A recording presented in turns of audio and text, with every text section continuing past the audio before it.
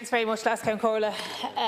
Just with regard to the contents of this amendment, and just for the avoidance of any doubt, we won't be supporting it. We don't want any association with it, actually. But it does state that where the termination is on a fetus's 20 weeks gestation or more, the medical practitioner intending to carry out the termination of pregnancy or other assisting shall orally and in person offer information on fetal pain to the pregnant woman. So presumably that will cover a case of a fatal fetal abnormality. Can I just, I'm sure it's not their intention to be grossly offensive or hurtful, but those people are already suffering enough. Now, it's very regrettable that when we had the 8th Amendment Committee and the representatives from Terminations for Medical Reasons, two really lovely, dedicated people, they came and they shared their story with us, and it was absolutely heartbreaking. Now, those deputies who are in this House signed to that amendment, call themselves pro-life, I call them anti-choice, but you can call it anything you like. They didn't turn up to hear from Terminations for Medical Reasons, and it strikes me that if they had, they wouldn't include cruel references like this in their proposed amendments, although maybe they would.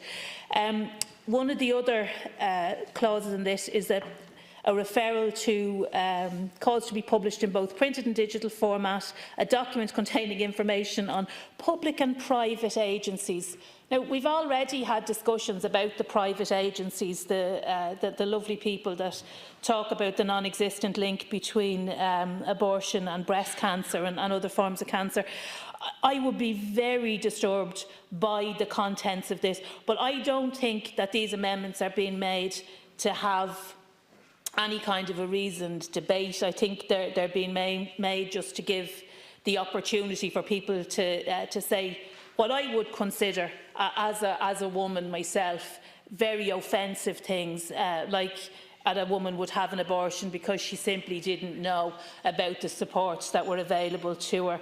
Now, of course, she can find out, but the idea that the lads are going to be riding in on their white horse to support all of these women, or indeed that they call this amendment somehow a pro-choice amendment, I think that's a little bit laughable. I don't think anybody is really fooled by that. The intention of this is to highlight the shame and the judgment and all of the other things that go along with this, I believe, and that's how I feel when I read it. As a woman, I do find it grossly offensive, and I sincerely hope that that's not their intention.